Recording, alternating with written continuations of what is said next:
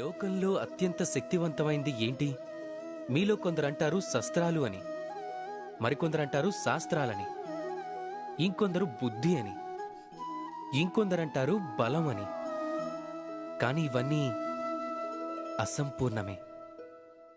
లోకంలో అన్నిటికన్నా శక్తివంతమైనది స్నేహం. ఎవరైతే నిజమైన మిత్రులను పొందుతారో వాళ్లే అసలైన ధనవంతులు. మీరు కష్టాల్లో ఉన్నప్పుడు స్నేహం శస్త్రంగా మారి సహాయం చేస్తుంది.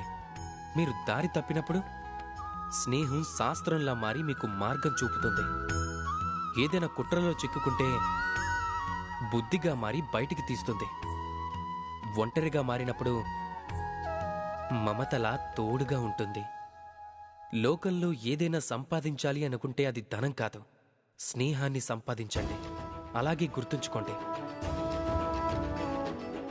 ఒకవేళ ఈ లోకంలో స్నేహం చెయ్యటమే మీ అతిపెద్ద బలహీనత అయితే అప్పుడు మీరు ఈ లోకంలోనే అత్యంత శక్తివంతులవుతారు.